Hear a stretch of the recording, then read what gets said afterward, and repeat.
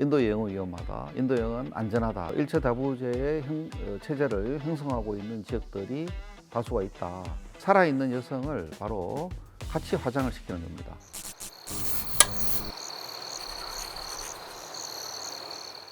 네, 안녕하세요. 저는 동명대학교에 재직 중인 장재진 교수라고 합니다. 반갑습니다. 방송, 신문 등에서 흔히 볼 수 있는 인도에 관련된 많은 성폭행 사건들이 전 세계적으로 알려지다 보니까 이런 부분들에 대해서 일반화된 생각을 많이 하게 된 동기가 되지 않았나 그렇게 생각합니다. 그중에 특히 인도의 전설적인 도적이자 정치인으로 그런 삶을 살았던 바로 폴란 데비의 이야기가 바로 여성 성폭력의 전 세계적인 이슈가 됐던 그러한 하나의 사건인데요. 간단하게 이제 폴란 데비의 이야기를 설명해 드리자면, 인도는 크게 4개의 카스트와 또 세부적으로 자띠라고 하는 계급이 형성되어 있지만, 바로 이제 이 폴란 데비는 거의 불가촉 천민에 해당되는 이 하청 카스트이다 보니까 어린 시절부터 굉장히 불우한 삶을 살게 되었죠. 폴란 데비는 1963년에 인도 우타르프라데시의 가난한 하층 카스트의 계급으로 태어나서 굉장히 어린 나이에 나이 많은 남자들에게 소 몇 마리와 바꾸어서 강제 결혼을 당하고 그 남편으로부터 엄청난 학대와 폭력을 피해서 도망을 다니다가 도적의 무리에 일원이 되어서 이후에는 이제 갱단에 본인이 이 도적의 작은 두목이 되는 그러한 상황까지 이제 인생이 전개됩니다. 폴란 데비의 성폭행 사건은 이 폴란 데비가 베마의 마을을 습격해서 탁우로 남성 22명을 살해했다라고 해서 베마의 학살이라고 알려져 있습니다. 처음 결혼한 남편으로부터도 폭력과 성적 학대를 당했고, 그 이후에 또 이 고층 카스트의 남자들로부터 엄청난 괴롭힘을 당했고, 이후에 도적단에 들어가서조차도 그런 대우를 당한 하층 카스트이자 여성으로서 상당히 참혹한 그러한 삶의 여정을 갖게 되었고, 그러한 남성들 중에 대부분이 고층 카스트들에 의한 그런 고통을 당하게 됐기 때문에 그에 대한 보복의 감정 혹은 이 사회 분위기를 바꾸려고 하는 그러한 힘없는 여성의 하나 몸부림이 아닐까, 그러한 부분들이 바로 22명의 남성을 살해하는 그런 상황이 되지 않았는가 생각을 합니다. 이 사건으로 폴란 데비의 이 도적으로서의 이 악명이 굉장히 높아지기 시작하고, 이후에 자수를 하게 되어서 11년 동안 이 수감 생활을 합니다. 전 세계 많은 여성들이나 인권단체 혹은 인도 내부에서도 여성의 삶에 대해서 안타까워한 이런 분들이 바로 이 그녀를 지지하게 되고, 드디어 1994년에 석방 이후에 폴란 데비는 인도의 사와저와디 당이라고 하는 이 당에 입문하여 인도의 국회의원으로 당선이 됩니다. 자, 이러한 대표적인 폴란 데비의 사건을 중심으로 인도의 이제 여성 인권에 관련되는 문제가 대두되기 시작했고, 전 세계적으로 이제 인도 여성의 신분과 이 처우 그리고 환경에 대해서 관심을 갖게 되었고요. 대표적으로 이 폴란 데비의 이 삶을 그대로 조명한 영화가 있습니다. 그게 바로 밴디트 퀸이라고 하는 영화인데요. 이 밴디트라는 뜻은 바로 도적이라는 뜻입니다. 폴란 데비의 삶을 보여주면서 인도 사회의 복잡한 사회 문제 그리고 카스트 제도, 여성에 대한 폭력을 조명함으로써 여성 성폭력 문제라든지 하층 카스트에 대한 문제 제기와 하나의 사회적 담론으로 떠오르면서 인도 사회에서 여성 성폭력 문제가 밖에 알려지게 된 하나의 큰 계기라고 볼 수 있겠습니다.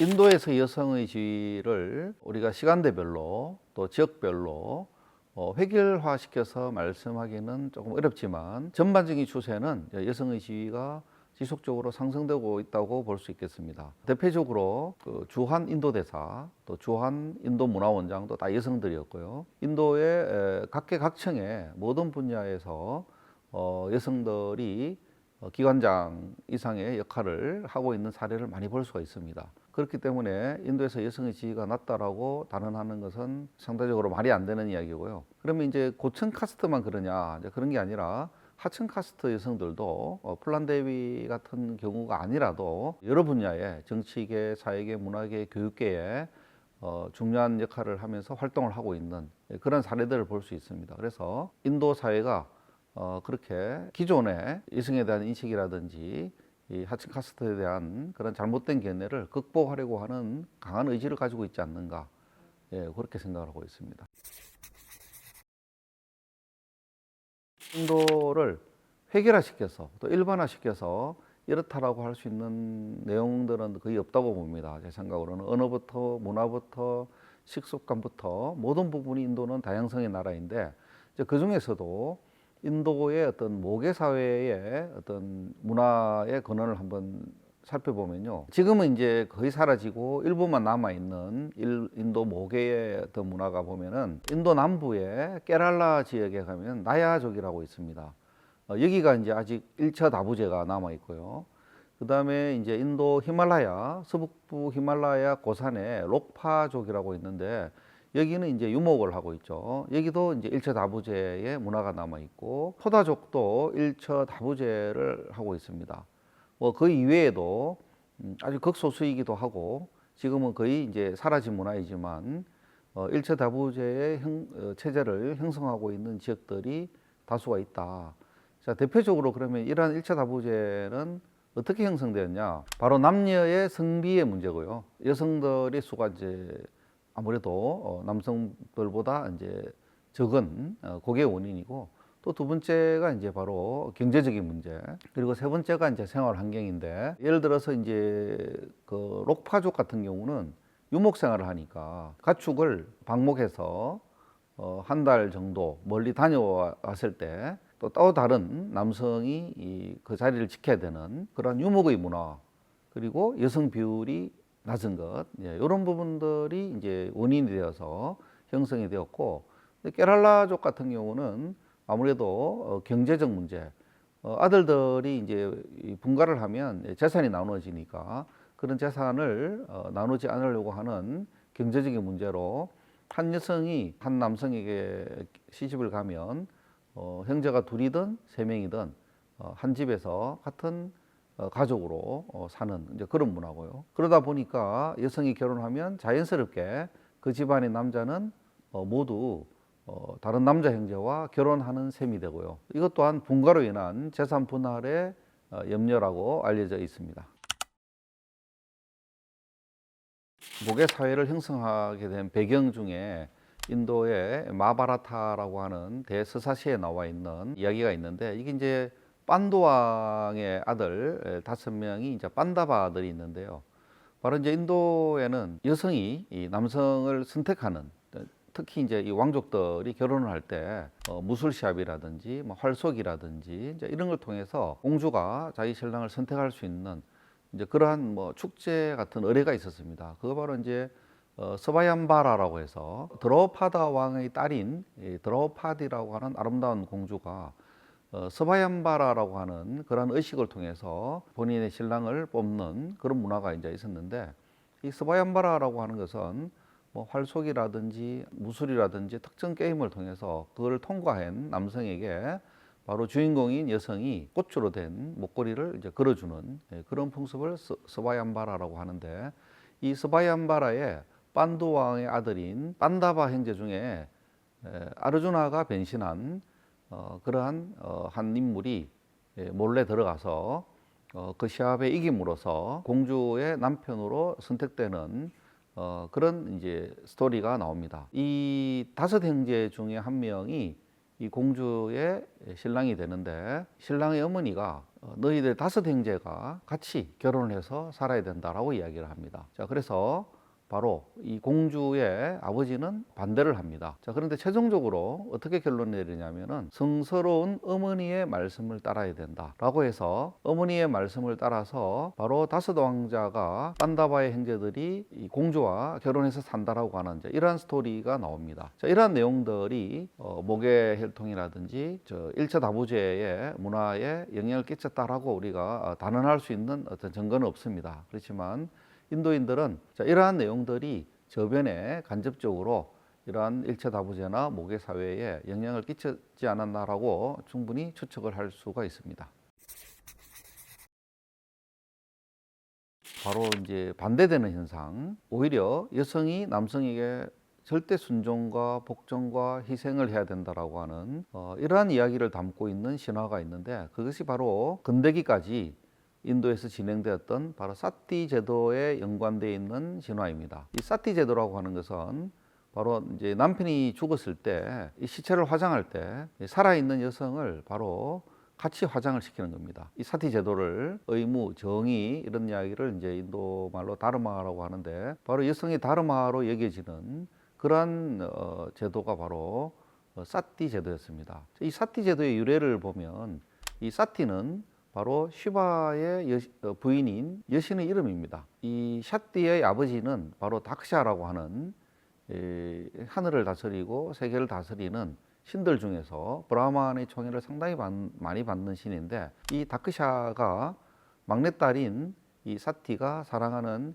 시바 시인을 좋아하지 않게 됩니다. 그래서 희생제의라고 하는 큰 행사 때 시바 신을 초대하지 않습니다. 이 사티의 아버지가 자기가 사랑하는 남편인 시바 신을 무시하고 인정하지 않으니까 이 사티는 결국 아버지하고 인연을 끊으면서 불 속에 뛰어들어서 생을 마감합니다. 사티는 그런 이야기를 합니다. 이제 육신으로 맺어진 인연은 내 이 몸을 태우면서 인연을 끊어버리고 나는 새롭게 몸을 받아서 이 시바 신이 아내가 되겠다라고 이야기를 합니다. 드로파디라고 하는 그러한 어린아이로 다시 태어나서 이 시바 신은 드로파디와 다시 결혼을 하게 되고, 그 이후에 많은 유명한 신들을 낳게 됩니다.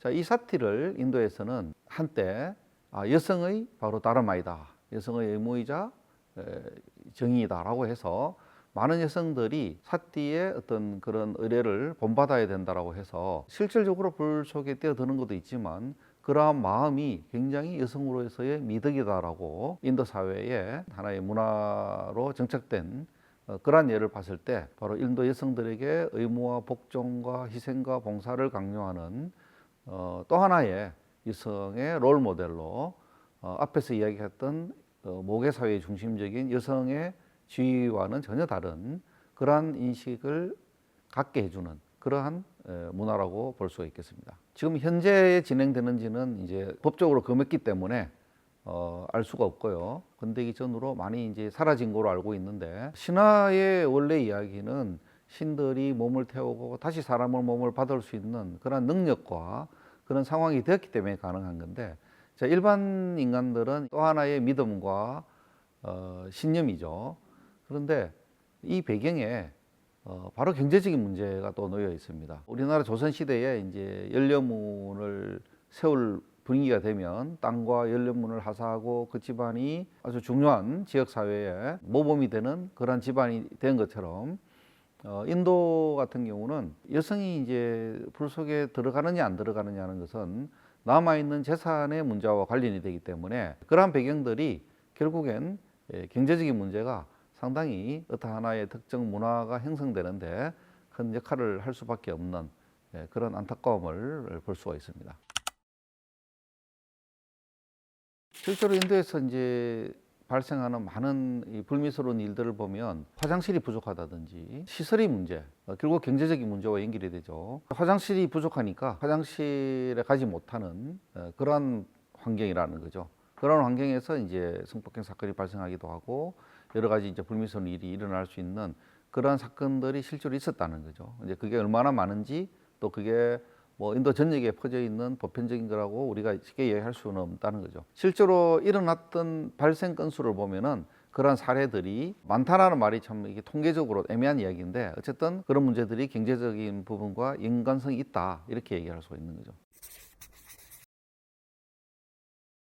이제 인도를 여행하는데 뭐 대도시에 교통시설과 숙박시설이 잘 되고 문화관광지에 많은 사람들이 내왕하는 그러한 장소를 가면서 우리가 인도를 간다 하고, 또 본인이 인도를 잘 모르면서 오지라든지 험지를 또 잘 모르고 다녔을 때, 또 이제 한적한 데를 다닌다든지, 자, 그런 어떤 전제를 가지고 인도를 가느냐 안 가느냐라고 해야 되는 것이지, 그냥 인도는 이렇다, 뭐 인도 여행은 위험하다, 인도 여행은 안전하다, 자, 이런 전제 자체가 일반화의 오류라는 거죠. 그래서 인도를 생각할 때 저는 항상 드리는 말씀이, 인도만큼 다양한 나라는 상당히 보기 힘들다. 인도 전체를 일반화하고 획일화해서 우리가 인도를 바라보는 시각은 가지지 말아야 된다. 오늘 제가 준비한 내용은 여기까지입니다. 내용이 재미있으셨다면 구독과 좋아요 그리고 알림 설정을 부탁드립니다. 감사합니다.